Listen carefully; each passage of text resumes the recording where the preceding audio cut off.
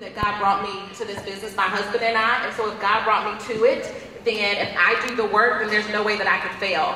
And so I would just recite my affirmations every morning, remember my why, and I also remind myself, Jennifer, those down days when you'd be, self-pity, you're being selfish, and that could be blocking someone else's blessing. And so I would say, no more, and I would say, you are a master enroller, you are a double diamond, you are a triple diamond. I would speak that over my business and over my organization, and that's what helped me. No, I love that. And for me, at conference, I was a diamond. And I remember sitting on like the third floor of that big arena, and I was looking down on the stage, and I was like, I want to be there one day, but I had been sitting at diamond for 13 months at that point, and I was a ruby for a year before that. So there were definitely times in my business where I thought about quitting. There were times where I looked at my situation and I was like, maybe this is it for me. Maybe ruby is as far as I'll get, or maybe diamond is where I'm going to stop with this. But then once I went to a conference, it changed so much for me about my mindset, and instead I started looking at what I wanted, and I started to visualize it. I know Denise Walsh talks a lot about that too, and just like saying like, what do you want, and like going after that and visualizing it. So when I left conference, I took no off the table, I took quitting off the table, and I said, no, we're doing this. And so I went double in March, and then I went triple last month. And so I just decided that it was gonna happen, and I made it happen. Wow. At conference, I had been at Triple for almost 2 years, and the biggest thing that was holding me back was me. I looked at the other leaders and I compared myself, and at conference I decided no more. I'm realizing that I didn't start to beat someone else to a rank or to make more money than someone else. I started to change my family's lives, and now I'm staying because I'm going to change the lives of all of my team. And so whenever I got discouraged, I realized it was because I was comparing and I was in my own mind. And I decided I was going to stop doing that and focus on my why and changing the lives of my family and the ones on our teams and the ones that hadn't joined yet that I knew I could change their lives. And when I started doing that and focusing on my why, that's when everything changed. And we went presidential in March, and then my husband went presidential in May. So he went from double to presidential in 3 months after it took me 2 years. And it was all in your mindset and focusing on the right things. To piggyback on what Jennifer was saying, visualization is huge, guys. If you want a rank, visualize it. Write it down. Put it on your mirror, put it on your dashboard, put it on your phone. Look at it every day, okay? And then take that action. If you want to be a diamond, what does a diamond do? Are they talking to 1 or 2 people a day, or are they talking to 20, 30, 40? Don't be scared to talk to people. People need this opportunity. They need the products, okay? So we're changing lives, guys, and in a sense, we're life coaches too. So make sure that you are there for everybody and put people as the front line of your business. Be a blessing to be blessed. And for me, I just had my vision board and my dream board. It was on my phone, it was in my car, it was at my office, and I just kept looking at it. I knew what I wanted, I knew why I wanted it, and I knew this business was my how. Absolutely.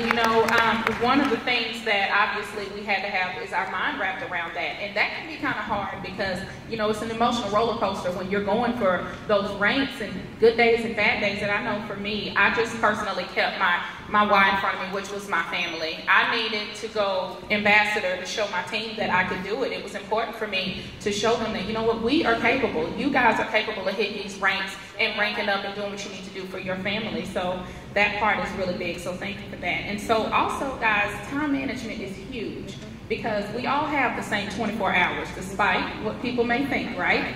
Of course we do. And so making sure you're putting your time in the right place. So what I'd like for you guys to share with us is some of your best time management tips. Just give me one tip because it works, pays us on what we do, not on what we know. So we'll start with you, Chelsea.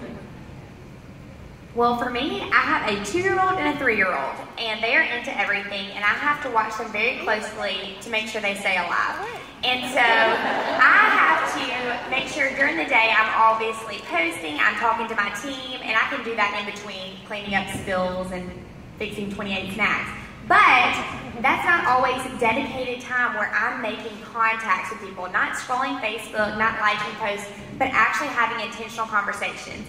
So I got them on the same nap schedule, and from 3 to 5 every day, I am working my business and making new enrollments and new contacts and adding to my 100s list and making sure that I have at least 2 hours a day where that's where I'm growing my business. And so that's what's really helped me by having that dedicated time aside. For me, whenever I joined this business, I was in college. I was working a full-time job and a part-time job on top of that. So for me, I just used a lot of social media, and setting up, Instagram posts and things like that the day before really helped me to set up my success that night for the next day. So I still do that. Even now that I just do this full time, I still can have those days where things just don't go as I planned and you get hectic and you start to get really busy. So having those posts set up the night before really just helps me to make sure that I'm consistent in posting, even on those days where it's chaotic, it's hectic, I wouldn't have time to make a post that's really quality. So I set those up the night before, and that's really helped me. And I use Instagram drafts to do that. I don't use an app because of the algorithms. I don't want my stuff to not show up on people's timelines. So if you go to Instagram and you just act like you're going to post something, you can click the back button twice and then save it as draft and then go to post it later.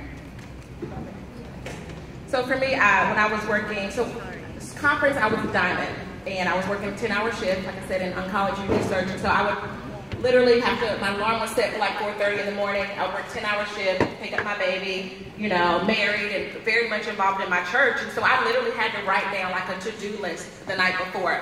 So like we can call it a 6 list, or your 6 most important things to do for my business as well as for my personal life. Every night I had to do that so I wouldn't lose track of the most important things that I need to do for my household and for my business, right? And so I would definitely say, get organized. Tell your time where to go. Make sure that you aren't just wasting time scrolling on Facebook or Instagram, but you're actually intentional about the work that you're doing for your business. And so what really helped me was making the list the night before to keep up with the most important things that I need to do to make sure that I hit my rates. Love it. And for me, I did power hours. I was in the courtroom a lot as a trial attorney, so I would do a power hour in the morning before I went to work. Focused work, no distractions. I would message everybody and hope they don't respond while I'm messaging them. And then at lunchtime, I would do like a power lunch. And then once I got home, whether it be 10 o'clock, 9 o'clock, I would make sure I did that same power hour. And I did that consistently, working all the way pretty much until triple diamond as an attorney.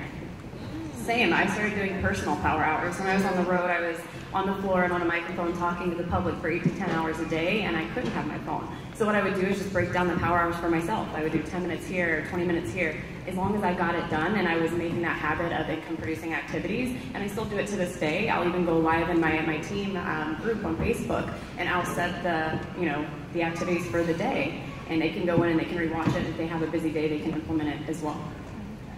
I love that. And you guys, my time management tip is this. If it's not growing your steps, stop doing it. Okay. I love that we can work this business in multiple ways. I know that each one of you work a full-time job up until you surpass your income and replace it, which I think is just magnificent to show the versatility of this company. And so I'd like for you to share with us which ways do you prefer to work your business? Because we have belly to belly, we have parties, we have social, and so we'll go ahead and start with you, Jen.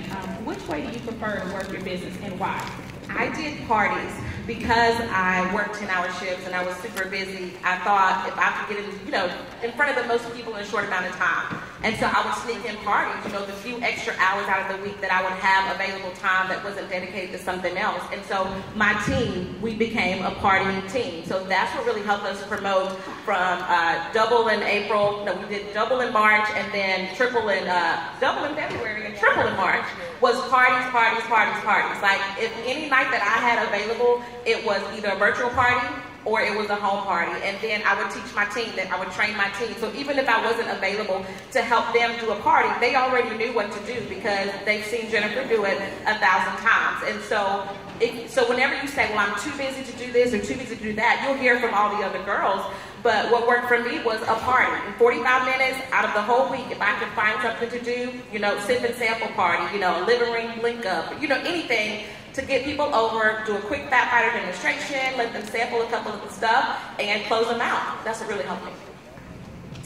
So I do a lot of social media and actually mostly Instagram now. So social media is always changing, so it's really important to start using the new features that they have because they create them because that's what people want. So they came up with like the Snapchat stories on Instagram. I call them Insta stories. I don't actually know if that's what they're called, but I love those because that's a really good way for people to get to know you without having to go to your profile or scroll down to hopefully see your post. It just pops up at the top. So I use those Insta stories to, you know, do videos that are fun. I do videos that are personal. I'll do, you know, whatever. And then I'll also talk about the products, and I'll post before and afters on there. And one day last week I posted about me, you know, opening up one of my It Works packages of the Defining Gel, and I had 2 customers sign up that day because they saw that I was using the products myself and that I was getting my own personal testimony. So that's a really great way too. I love that. So I have, like I said, 2 toddlers, and so we work it into our social life every day. If we're at Chick-fil-A and we're playing in the playground and we talk to a mom, or we're at the grocery store and we're standing in line with someone, you can do this business no matter how busy you are if you learn how to incorporate it with your daily routine. But I also use social media for the days they're acting so crazy we can't leave the house. And I also do Facebook Lives, and even when they're acting crazy, I'll go live and just show our life, and people think, if she can do this, then I definitely can do this, because she's just normal and she's just crazy, and so are those kids. So it shows people that you're just genuine, and when they see your heart, that you're a real person, just a mom doing this crazy business and being super successful, they believe that they can do it too. And for me, I do parties. To me, nothing can replace that personal connection that you're able to get at a party. So I'm team belly to belly. Once I'm there, I'm making sure that I'm showing my brag book, having my before and after pictures so people can actually see all of the products that we have to offer. And sometimes they're not able to do that on social media. Also, booking more parties once before I leave a party. I always try to get another party and make sure I'm constantly building my network. Love that, Chelsea. So as much as we travel with my significant other's hockey career, I needed something where I could connect with people on a whim. So Facebook became my vehicle to help people. And every single city we go to, whether it be Boulder, Colorado, Roanoke, Virginia, where he plays, or Pensacola, Florida, I connect with people, obviously face-to-face, belly-to-belly, but then I add them to social media and I keep in touch with them, and I just make it personal, and I stay friends with them, and I grow that relationship. Those are some great tips, definitely. And so I know that in order for us to go and for, you know, people to rank up, guys, we got to get volume. That good old word we love, volume, right?